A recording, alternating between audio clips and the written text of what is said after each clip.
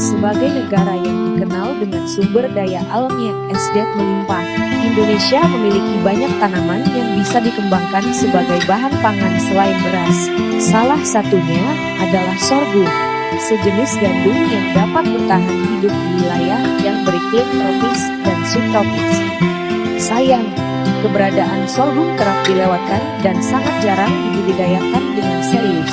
Padahal, jika dikembangkan dengan benar, tanaman tersebut bisa menjadi alternatif pengganti beras dan jagung dan berbuah bisnis yang menguntungkan. Seperti apa bentuknya? Simak ulasan kami berikut ini. Mudah dibudidayakan di tempat kering. Sorghum termasuk tanaman yang tidak sulit untuk dibudidayakan. Sebelum memulai proses penanaman, bibit sorghum bisa dijemur terlebih dahulu selama seminggu sambil mempersiapkan lahan yang digemburkan dengan cara dibajak atau dicangkul. Setelah siap, barulah sorghum ditanam. Setelah ditanam, sorghum kemudian diberi air dan pupuk tiap 15 hari sekali. Setelah mencapai usia 45 hari, sorghum siap dipanen ketika bakal biji atau kulit buah menjadi getah dan pecah hingga terlepas.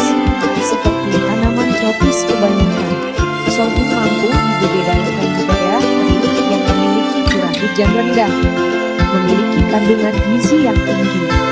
Biji sorghum diketahui memiliki kandungan penting yang dibutuhkan oleh tubuh seperti karbohidrat yang terbagi pada 3 zat, yakni pati, serat, dan gula terlarut. Di antaranya adalah glukosa, sukrosa, maltosa, dan frukosa. Protein yang dimilikinya pun seimbang dengan jagung. Uniknya lagi, sorghum termasuk tanaman gluten-free diet atau tanpa gluten seperti pada kebanyakan tepung terigu.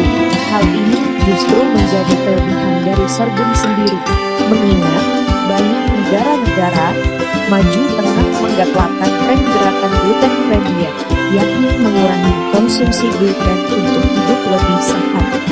Sorghum dapat menjadi bisnis yang menguntungkan. Melihat potensi yang ada, sorghum dapat dijadikan sebagai lahan bisnis di bidang pertanian yang menguntungkan, seperti permintaan yang ada di luar negeri. Sasaran konsumennya adalah mereka alergi dengan protein gluten sehingga sesuai dengan sorghum yang memang gluten-free. Tak hanya dalam bentuk makanan, sorghum juga bisa diolah dalam bentuk lain berupa sapu, brown sorghum. Seperti Bambang Triyono, perajin asal Purbalingga yang mengaku kewalahan memenuhi permintaan buyer di Korea Selatan. Selain di Purbalingga, produsen sapu sorghum berada di 3 lokasi lain, yakni di Kota Tegal, Gamping, Yogyakarta, dan Bogor. Kisah sukses dari mereka yang berhasil menanam sorghum. Banyak dari mereka yang membuktikan kesuksesannya menanam sorghum. Salah satunya adalah Muhammad Bayu Hermawan yang mengolah sorghum menjadi oleh-oleh khas Lombok, yakni Kokis sorghum. Berkat upaya kelas pemuda asal Kalimantan Selatan itu, tanaman yang sebelumnya tak banyak dikenal tersebut perlahan mulai diketahui masyarakat. Dilansir dari Jobus 1/12/2018, Bayu juga menjalin kerjasama dengan beberapa perusahaan rintisan startup di bidang makanan. Alhasil, Kokis sorghumnya kini telah merambah hingga Pulau Jawa, Sumatera, dan Kalimantan. Dengan inovasi yang ada, sorghum terbukti bisa menjadi bisnis yang menguntungkan. Melihat potensi yang ada, sorghum yang dikembangkan dengan serius dapat menjadi sebuah potensi bisnis yang menguntungkan. Hanya soal ekonomi, tanaman ini juga bisa menjadi sarana dan tonggak menuju ketahanan pangan nasional sebagai alternatif di samping beras dan jagung.